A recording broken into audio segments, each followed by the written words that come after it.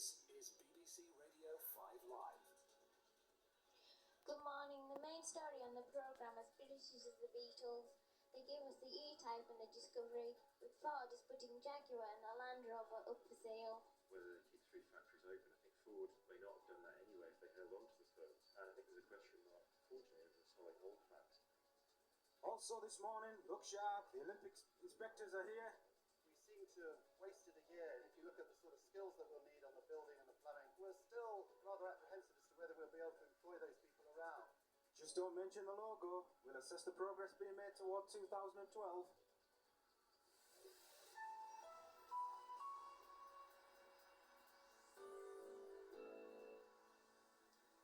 The loss-making Ford Motor Company has begun moves to put out 2 of its leading branches up for sale. It's employed promoted financial advisors to help sell Jaguar and the Land Rover. Our correspondent Rogers Merchandani is outside the main Land Rover plant. He says the 2 companies have been sold off together. We have Land Rover here at Solihull.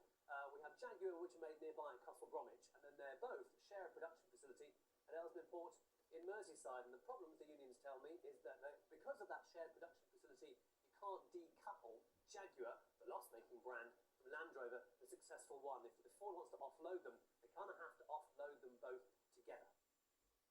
The Culture Secretary, Tessa Jowell, has brushed aside criticism of the London Olympic logo, saying it's here to stay. She's speaking here on 5 Live as inspectors began a 3-day look at the plans of the 2012 Games. An Israeli member of the International Olympic Committee, as Alex Gilardi, says the logo is a lot of fuss about nothing. This is a work of art. I am not educated enough to argue with art. And you have to go back to the architect who built the Sydney Opera House. He was kicked out of town at the time. Now it is one of the icons of the world. This is just a logo. You are making a big thing about something very small. An unexpected and unwanted visitor to Garden in South Wales is in secure accommodation for this morning. Pamela Garn from Cumbrian was watering her roses when she spotted a 2.5-foot long boa constrictor.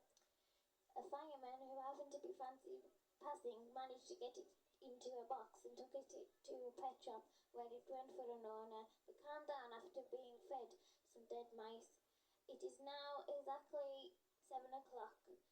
Let's hear now from our roving reporter Rachel, who's in the crowd. Thank you. We're here with PC badges. So what's it like being a policeman? Well, Rachel, it's really good today. It's been a nice day, lots of people around. It's kept us really busy and it's been nice, quiet and peaceful. So has it been calm over the weekend or really busy?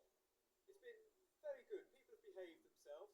We've also enforced the no drinking policy on the streets, which means that people have been around. It's been very friendly and very peaceful.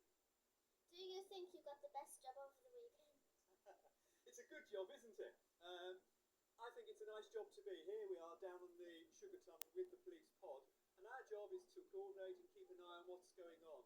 So we're in a position to know what's happening, and that makes it a really good job, yes. Thank you, and back to the studio. Thank you, Rachel. Now here's the spot with Jeff. Jeff Boycott has called for opener Andrew Strauss to be dropped by England. Strauss made only 6 runs in his 2 innings in the Empower third test, and Boycott feels he should return to county cricket. But the squad for the first test features just one change. Liam Plunkett, who's been struggling for consistency throughout the West Indies series, is dropped in favour of Matthew Hoggard. Plunkett only claimed 1 wicket in the third test and didn't bowl at all yesterday. Jeff Boycott says Plunkett should be playing with his county rather than making up the numbers with the England team. You can have as many nets as you want or sit on your bottom like our previous coach said to stay fit, but you don't learn how to bowl sitting on your bottom. You've got to go in the middle and bowl at a batsman who's on top of you. Bowl on a green top where you've got to learn to pitch it up a bit. Bowl in tight situations. That's how you learn under mental pressure of a game. They need to play more cricket. Not going on tour with England and being drinksman and bowling in the nets. That doesn't help their cricket. It may look good that they're with the England party, but they might as well be on holiday in Mallorca. Thierry Henry's agent has threatened legal action over reports in a France football magazine that the players agreed terms with Barcelona. His agent says that it's absolute garbage and is considering suing the magazine. Former world snooker champion Alex Higgins has denied his claims of punching his referee, Terry Riley, during an exhibition match against Jimmy White in County Durham last night. Riley walked out after the altercation, but today the event promoter, Gary Astley, told 5 Live what happened.